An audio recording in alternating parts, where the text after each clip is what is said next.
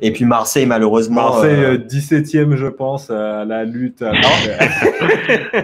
Alors c'est bête, hein, parce qu'on oublie qu'ils ont les 2 matchs en retard, mais franchement, l'OM, là, c'est une équipe, j'ai du mal à les sentir. Il y a quelque chose qui me dérange.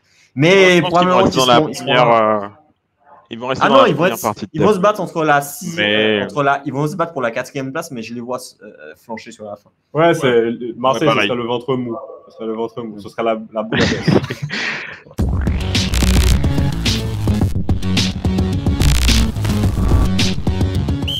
Salut à tous les mixeurs, tous ceux qui nous regardent, tous ceux qui nous écoutent. Si vous ne connaissez pas encore The Mix, abonnez-vous à la chaîne. Et aujourd'hui, je suis en compagnie de Toff. Salut. Et de Lionel en direct de Paris. Nous, on est tous les deux en Martinique. Et donc, on va parler du championnat de France de Ligue 1. Alors, il y a énormément de choses à dire. On va essayer d'être très précis sur les différents sujets. Alors, les gars, j'aimerais vous entendre justement sur cette Ligue 1 qui est passionnante cette année avec pas mal d'équipes. Alors, il y a 4-5 équipes qui sont en haut du classement et qui se battent pour la première place. Ça fait longtemps qu'on n'avait pas eu ça parce que le PSG, historiquement, depuis 2012, domine la Ligue 1. Il y a eu une intervalle Monaco et puis la première année QSI où il y avait Montpellier, mais ça fait très longtemps qu'on n'a pas eu un championnat aussi serré où encore autant d'équipes dans le haut du tableau. Donc, c'est vraiment cool. Et puis, on a aussi une équipe, Lille, qui joue extrêmement bien. On a l'impression qu'il y a tout qui lui est réussi. J'ai vu le match de Lille contre Montpellier où ils se sont fait rattraper 2-1, 2-2 et puis finalement, ils gagnent en fin de match 3-2, donc c'est quand même assez impressionnant ce qu'ils font. Et puis en Europe, c'est le seul club avec le PSG, mais le seul club qui montre de belles choses, en tout cas en Europa League. Donc c'est vraiment cool. J'aimerais vous entendre sur ça. Et puis quel est votre ressenti globalement sur cette première saison, cette première partie de championnat? Lionel, je laisse la parole. Ouais, la Ligue 1 est intéressante cette année. Ça fait plaisir qu'il y ait plusieurs équipes qui soient en haut du tableau et qui proposent quand même du beau jeu. Donc, le PSG avait commencé par 2 défaites à cause des cas de Covid, puisqu'ils ont commencé la saison avec 7 joueurs en moins. Et en fait, ils ont continué les 4 mois du début de saison avec à chaque fois entre 5 et 10 joueurs blessés ou touchés par le Covid. Donc, on a un PSG sur une jambe qui finit quand même sur le podium et qui n'est qu'à 1 point de Lille et de Lyon. Donc, en fait, on va dire que, moi, je pense que j'ai pas trop d'inquiétude pour Paris pour la deuxième partie de saison. Pour moi, le principal ennemi du PSG, c'est le PSG lui-même. Mais après, quand on regarde, Lyon et Lille sont devant avec 1 point. Bon, c'est pas beaucoup, mais c'est déjà ça. Et effectivement, je suis impressionné par Lille. Lille qui a une équipe jeune. Lille qui a d'ailleurs des anciens jeunes du PSG, comme Ikoné, Soumaré, Ouéa. Ça fait réfléchir et on en parlera des pépites du PSG dans une autre vidéo. Lille qui fait un bon parcours en Europa League et qui a battu 3-0 le Milan AC à San Siro. Donc franchement, Lille, c'est pas mal ce qu'ils font, c'est pas mal ce qu'ils proposent et ils mériteraient même d'avoir un peu plus d'avance sur le PSG.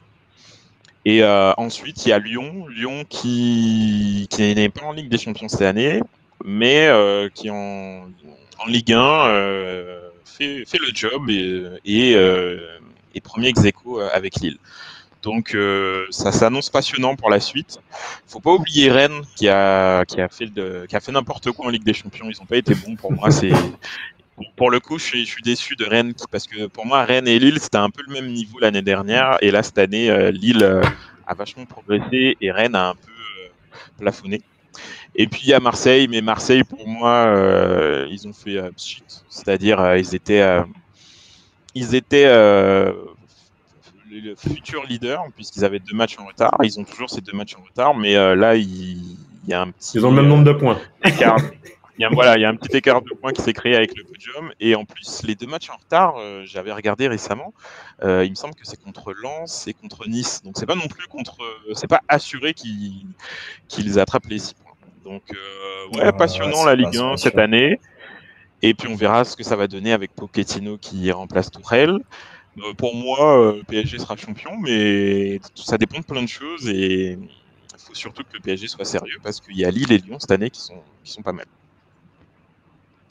Ouais, alors tu parlais de Lens juste avant. Lens est 7e du championnat avec un match en retard, celui de Marseille. Comme tu disais, donc ils ont 27 points. Donc, on parlait de ce match en retard, c'est pas certain qu'ils battent Lens.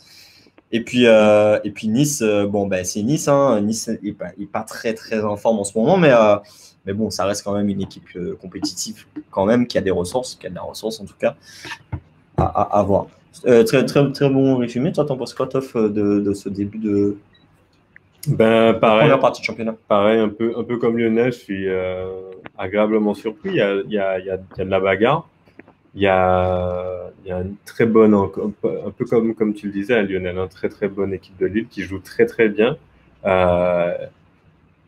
Voilà, moi je suis assez content d'avoir un petit peu de compétition pour le Paris Saint-Germain. C'est un petit peu dommage de voir une archi-domination telle que celle qu'on a eue jusqu'ici. Après, j'ai plus l'impression que le PSG a fait un début de saison très moyen plutôt qu'un très bon début de saison pour Lille et Lyon, même si aujourd'hui, il y a une seule défaite pour Lyon, une seule défaite pour Lille. Donc, on est quand même sur bien mieux que ce qu'ils ont fait sur la précédente saison.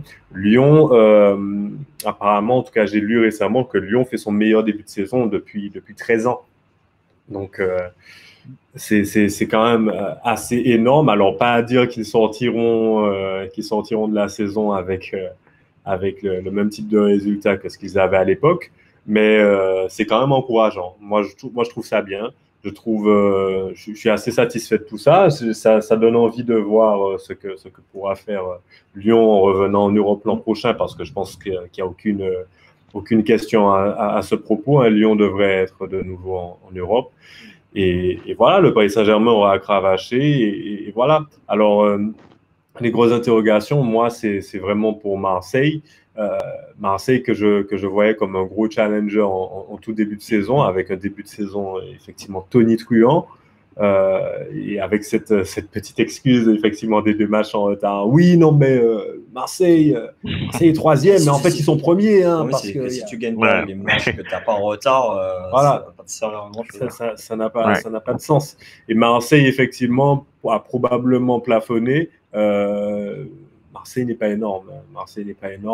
En fait, en termes de niveau, pour moi, Lyon, Lille et Rennes sont au-dessus de Marseille. Marseille, c'est une équipe physique qui peut faire quelques coups parce qu'ils ont des joueurs techniques devant, mais Payet et Thauvin sont un peu à la ramasse physiquement, donc voilà. Thauvin, je regardais une stat de Thauvin qui est quand même très intéressante. Thauvin est, je crois, 2e meilleur passeur ex-aequo de Ligue 1. Attention, hein. Il a mis 4 avec Andy Delors de Montpellier. Ouais. Voilà, c'est bien. Et Jonathan Mamba de Lyon. C'est pas mal. C'est pas mal. Ouais. Donc, non, c'est bien, Thauvigno, c'est bien. Hein, de toute façon, ça fait longtemps que je l'ai pas un peu embêté. Diego Thauvigno. Comment il dit Mohamed Eni déjà? Thauvigno. Thauvigno. Non, mais Marseille n'a pas grand chose à espérer de cette saison. Je pense que Fafoulet s'est passé l'orage au point où on en est là aujourd'hui. Lille a par contre de belles choses à faire. Hein. On a, je pense, entendu parler tous du rachat de Lille. Bon, il a peut-être pas fait les gros titres parce que c'est Lille, mais il y a de bonnes choses à espérer. Apparemment, il y aura pas un mercato de fou. Il y aura rien de vraiment foufou. C'est surtout un rachat pour sauver. Alors, moi, ce que j'ai compris, c'est que Lille avait des situations financières qui n'étaient pas forcément très. Malgré la vente des joueurs, ils avaient pas mal de dettes. C'est ça. Et un coût de fonctionnement qui était assez élevé, beaucoup plus élevé que la moyenne.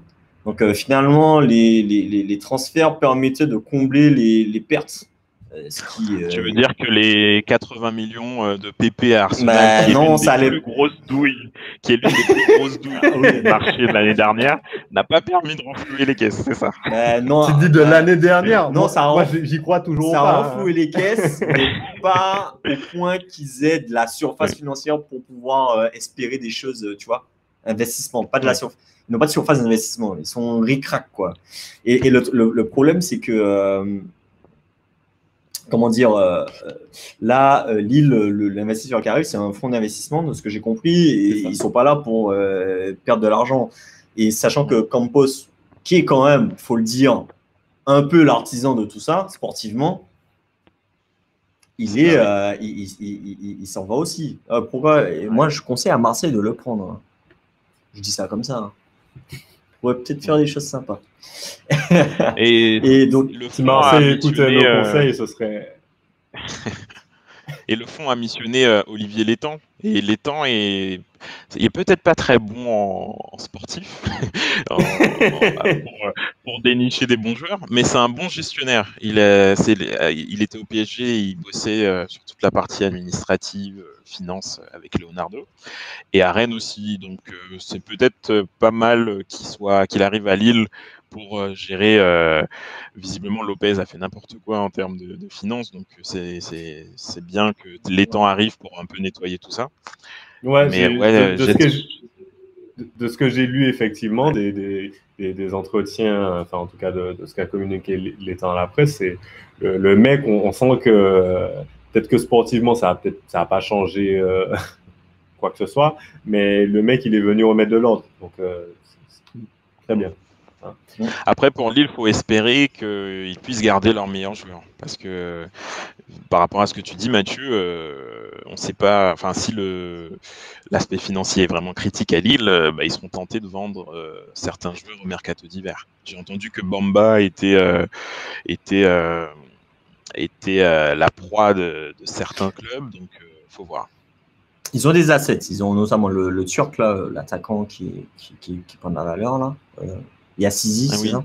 Ouais, il y a Sisi. Non, ils ont des assets. Il connaît. Attends, il est toujours à Lille? Je sais plus. Oui, il est toujours à Lille. Ouais, donc ils ont des assets, mais le problème, c'est qu'ils peuvent pas non plus tout vendre, sinon ils vont se retrouver démunis. Mais l'État, c'est un gars intelligent, je pense que il va trouver des joueurs, des petites bonnes affaires. Malheureusement, il va pas trouver des joueurs comme il y a Sisi, Pépé, des gars comme. Je sais pas, c'est pas comme Poste non plus. Donc, non, mais je pense que l'idée, ça va surtout être pour lui d'essayer effectivement de conserver les bons joueurs, de faire ce qu'il faut pour conserver ces mecs-là et se prendre un petit peu les recettes de l'Europe la saison prochaine, etc. Essayer de peut-être compenser comme ça. Moi, je pense que ça peut être une bonne stratégie d'essayer de faire un travail sur le sportif, même si on sait que ça va pas être... c'est pas ce qui rééquilibre un club. Hein. On a vu des clubs en Europe être dans des situations financières absolument terribles. Mais non, pourquoi pas. Lille, en tout cas sportivement, je suis content. Je me dis également que les joueurs, dans la tête des joueurs, c'est bien de savoir qu'il y a un repreneur, même si c'est un fonds d'investissement, mais c'est un repreneur, c'est quelque chose... on peut se dire, bon, il y a peut-être un avenir dans le club, il y a peut-être la possibilité que quelque chose se fasse. Bon, voilà, hein, moi je vois bien Lille sur le podium. Je vois bien Paris, Lyon, Lille. Ouais, je les vois bien aussi sur le podium. Après, pour le titre, s'ils gardent leurs meilleurs joueurs là, cet hiver et s'ils arrivent à gérer Ligue 1 et Europa League, parce que là, ils vont jouer contre l'Ajax. Admettons, ils battent l'Ajax et ils continuent le parcours. Ils vont y laisser des forces. Donc, s'ils arrivent à gérer ces 2 points-là, Lille peut jouer le titre, effectivement. Mais c'est 2 points quand même compliqués à gérer, donc à voir. Je salue quand même, entre parenthèses, le travail de Galtier qui, on a un beau dire, mais à Saint-Etienne, il a fait du bon boulot. Exact. Il fait encore du bon boulot à Lille. À un moment donné, il faudra reconnaître. Il faudra lui donner un petit peu de respect, mais c'est le problème des grands coachs de Ligue 1. Et un bon entraîneur. C'est le problème des grands coachs de Ligue 1. Et ils ont très, très rarement du crédit. Ouais. C'est clair. Mais vaut mieux taper Mauricio Pochettino que Maurice Pochette. Voilà, ça sonne, mais tu vois, c'est beaucoup plus hype, tu vois. Ouais, mais c'est assez triste, hein. C'est assez triste pour qu'un S'il coach... s'appelait Cristobal Galtigno, ça passe. Voilà, ça serait mieux passé. Ben oui, c'est carrément ça. Hein. Ça serait mieux passé. C'est vrai que c'est un peu triste, hein, parce qu'on a quelques-uns de nos grands coachs qui sont expatriés et qui ont fait de grandes choses, hein, avec des sélections en Afrique ou avec des clubs au Portugal. Et c'est très très bien, mais nous en France, on a un peu de mal à reconnaître de très grands coachs quand on les a, et c'est dommage. En fait, il faut qu'un coach fasse... Bon, Galtier a fait quelques saisons quand même à Saint-Etienne, mais il faut qu'un coach fasse pas mal de temps dans un club et qui ait sans cesse des résultats pour qu'on commence à mettre un peu de crédit sur son nom, et c'est dommage.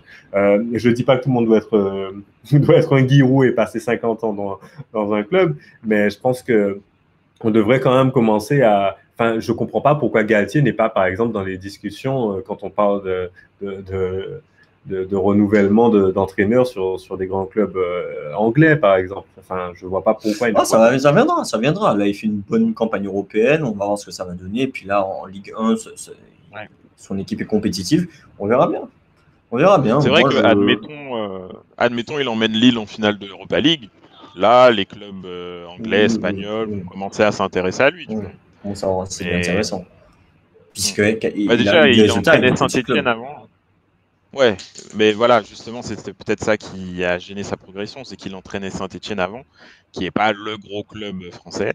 Peut-être avec Lille, il a un peu plus d'exposition, et si Lille finit sur le podium et va loin en Europa League, et continue après à faire des bons matchs en Ligue des Champions l'année suivante, peut-être que les clubs étrangers vont davantage s'intéresser à lui. Puisque, par exemple, Rudy Garcia a été recruté par l'AS Roma il y a quelques années. Et à partir de là, c'était ce coach. Bah oui, tu es validé par... Voilà. C'est ça, validé. Et aujourd'hui, pour moi, c'est un coach qui est qui est peut-être un peu surcoté, tu vois. Mais Galtier, je lui souhaite totalement de percer à l'échelle européenne. Pour moi, Garcia, c'est un coach de coup. Il va te faire une saison, mais il est vite cramé, en fait. Enfin bon, après, on va pas s'étendre dessus. Mais en tout cas, c'est une bonne transition pour l'Olympique Lyonnais, du coup. Ouais, exactement. Je voulais, parce que c'est eux qui sont leaders du championnat, on a tendance à l'oublier. Alors, juste avant que on parle, je vais donner quelques chiffres. Je vais faire mon Polo, parce que Polo n'est pas là, donc à sa place. Donner quelques chiffres. Alors, Lyon est premier du championnat. Après 17 journées, donc Lyon est premier du championnat, avec 10 matchs gagnés, 6 nuls et une seule défaite. Exactement le même nombre de points et la même répartition des matchs que Lille. Donc, Lille a également une seule défaite. Le PSG, par contre, a 4 défaites et 2 nuls. Et 11 victoires. Une victoire de plus. Donc, il y a un point d'écart entre Lyon, Lille et le PSG. Et puis là, il y a un petit écart avec Rennes qui a 31 points, qui a 4 points du Paris Saint-Germain et 5 points de Lyon et Lille. Et puis Marseille qui a 2 matchs en retard, mais qui est quand même à 28 points. Alors, si on regarde bien, on voit que Lyon et Lille sont sur des bases qui sont quand même assez élevées. Très élevées. Le Paris Saint-Germain, effectivement, également, mais ça, on l'attendait, mais on l'attendait même peut-être mieux avec sa compétition Ligue des Champions. On attendait un Paris Saint-Germain un peu plus compétitif, mais bon. Et puis, les buts.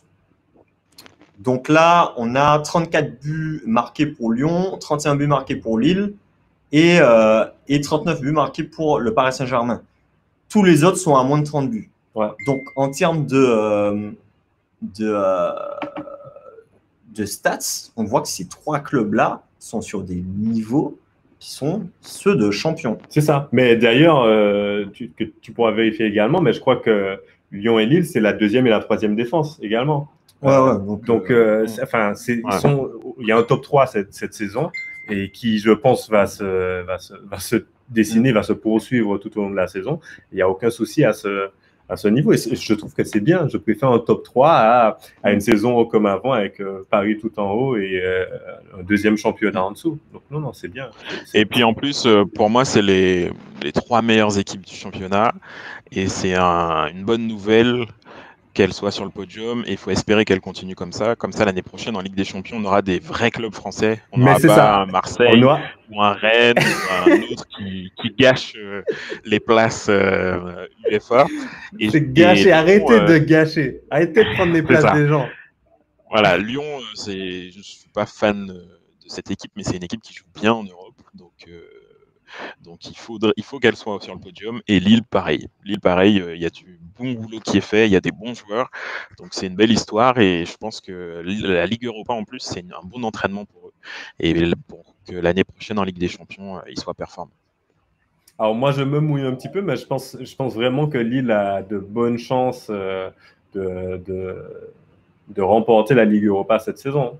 Voilà, c'est dit. Au revoir. Ah ouais. Non, mais totalement. Non, totalement, parce que alors vous l'avez compris, je suis super hypé par Lille cette saison, mais enfin, il y a de bons joueurs, il y a pas de joueurs qui me font. Mais il y a de très bons joueurs, il y a un très très beau jeu. Alors même si même si l'UEFA Cup n'a jamais été la prime au beau jeu, à part peut-être à l'époque de Dortmund il y a quelques saisons, mais ils ont un bon jeu, un beau jeu, un jeu efficace. En plus, ils ont montré qu'ils savent mettre des buts, ce qui est super bien. C'est toujours très utile en Europe, donc why not? Le seul point, Lille, c'est que ils ont joué contre le PSG il y a 2 semaines et le 5-3-2 de Tuchel a bien fonctionné. C'est-à-dire que ils n'ont pas vu le ballon. En fait, Paris avec Verratti et Rafinha, ils ont monopolisé le ballon. Et là, ce que je reproche à Tuchel, c'est qu'il n'a pas fait rentrer un attaquant supplémentaire pour justement aller chercher la victoire. Donc ça a fait un beau match nul. Mais pour le coup, là, Lille était fébrile face à un PSG qui a su bien jouer. C'est le seul bémol, en fait. Ouais, alors Lille, il faut aussi dire que le PSG, c'est le PSG. Hein. On aura beau dire. Oui, bien sûr. Là, on parle de 3 clubs, Lyon, Lille et le PSG qui sont sur des bases de champions. Mais juste précisons que le PSG est ultra favori pour le titre. Ne serait-ce que pour la profondeur de l'équipe. Et ce serait logique que le PSG gagne. Maintenant, on verra bien. On ne sait pas. Hein, c'est reste du sport. Mais bon. Le PSG n'est qu'à 1 point des 2 équipes et a quand même des joueurs un peu, quand même, bien supérieurs aux 2 autres équipes. Maintenant, les 3 premiers, moi, je me mouille. Je pense que ça sera Lyon, Lille. Alors, moi, je pense que le PSG sera champion. Je ne me mouille pas trop en disant ça, mais je pense que les 2 et 3e, ça va être entre Lille et Lyon. Petit avantage pour Lyon qui ne joue pas de coupe.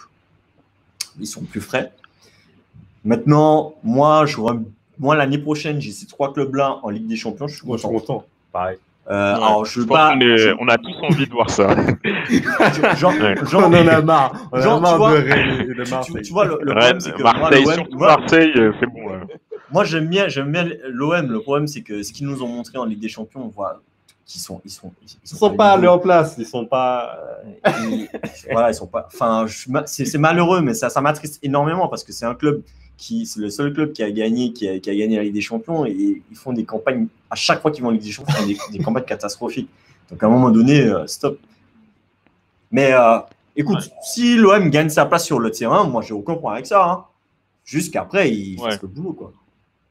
Ouais, bah franchement, j'espère qu'ils y seront pas. Parce que voilà, ils sont eux aussi, ils ont des difficultés financières. On va se faire taper dans les commentaires. Non, mais les gars, ils n'ont pas forcément le budget pour recruter, donc ça va être compliqué. Faudra qu'on fasse Après, vas-y. Enfin, juste, je voulais revenir sur le Lyon. Je suis pas totalement d'accord avec toi. En fait, le fait qu'ils aient que le championnat, ça peut être un problème pour Lyon. Parce qu'en fait, ils ont un effectif où c'est un peu mal fagoté. Ils ont beaucoup de joueurs au milieu et ils sont des très bons joueurs. D'ailleurs, je pense que le milieu de Lyon est peut-être. Ouais, il y a Cacré, il y a Paqueta, il y a Guimarães, il y a Aouar.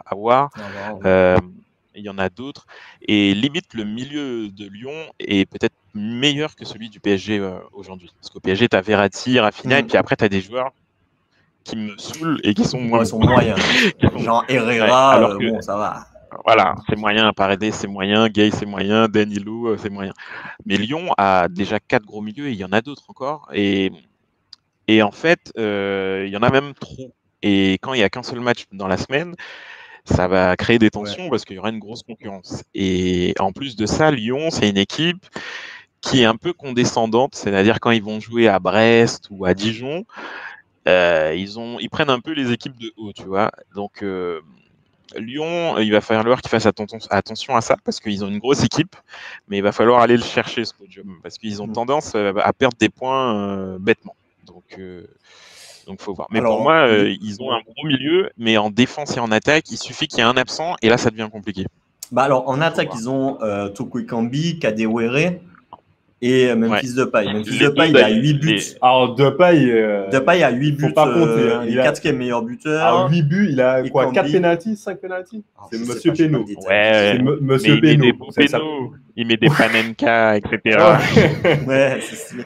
Ouais, Et Ekambi a 9 Ekambi est en feu. Hein. Le mec, en Ligue des Champions l'année dernière, il était moyen, mais là, il est en feu. Hein.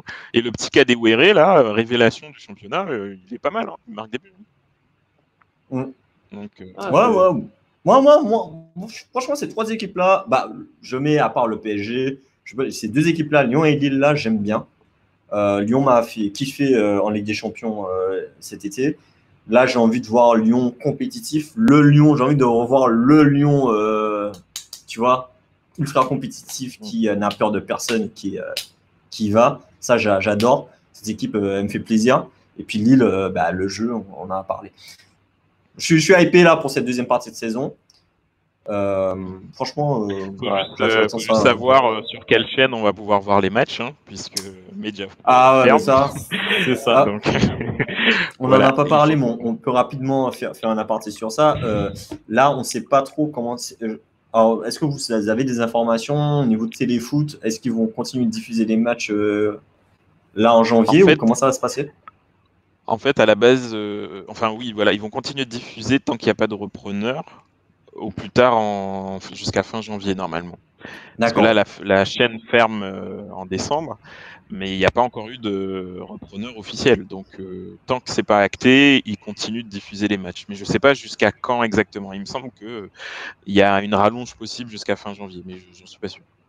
Okay. Ouais, ça va être un bordel sans nom et des diffuseurs qui vont tenter de baisser les prix le plus que possible. Je pense qu'on n'est pas à l'abri d'avoir des petits packages un petit peu partout et on va galérer nous à pouvoir suivre ça pour vous apporter l'information, hein, messieurs, dames les mixteurs. Être chaud, hein.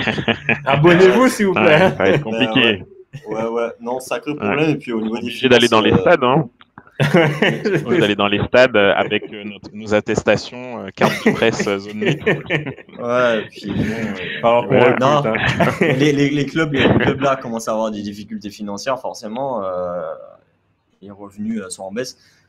Bon, on verra comment ça va se passer, mais je croise les doigts pour que les clubs arrivent à boucler la fin d'année financièrement safe, notamment pour les emplois, à la fois pour les employés des clubs, parce qu'il y a énormément de gens qui gagnent, il y a des familles derrière, et puis bon, les joueurs, on a vu avec Nîmes qui a gelé les primes, notamment pour les joueurs Nîmes, donc il y a des choses faudra suivre ça avec attention, mais bon.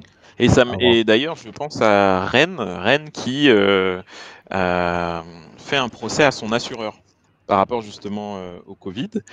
Et si Rennes obtient gain de cause, ça peut inspirer les autres clubs et ça peut faire jurisprudence. Ouais. Donc, je comprends que les assureurs n'ont pas envie de payer les salaires des joueurs. Ah, c'est clair. Ouais. Voilà. Bon, je pense qu'on a fait le tour de ce petit bilan première partie de Ligue 1. On se fait des pronostics top 5 top 5. Lionel, top 5 top 5, PSG, Lille, Lyon. 4e, Rennes. Et 5e, Lens. Ah, la petite... vas-y. Fuck Marseille. Sauf toi. Non, moi, ça serait Paris, Lyon, Lille. Et ensuite, moi, je vois bien, attention, notez bien, parce que c'est peut-être grosse cote, pardon, Lens Monaco. Ah, Lens, Lens revient, pas mal. Ouais. Alors, moi, je dirais Paris Saint-Germain. Alors, je me mouille pas tant, hein, mais bon, voilà. Ensuite, Lyon, Lille. Lyon pour les raisons que j'ai évoquées, hein, le calendrier. Et puis, avec vraiment un écart entre les 3 premiers et les autres. Et puis, je pense en 4e, je verrais Rennes et Monaco sur le finish. Monaco, on a tendance à l'oublier, mais ils ont quand même une équipe qui est compétitive. Je pense que sur la durée, ils vont s'en sortir. Et puis Marseille, malheureusement. Marseille, 17e, je pense, à la lutte. Alors c'est bête, hein, parce qu'on oublie qu'ils ont les 2 matchs en retard, mais franchement, l'OM, là, c'est une équipe, j'ai du mal à les sentir. Il y a quelque chose qui me dérange.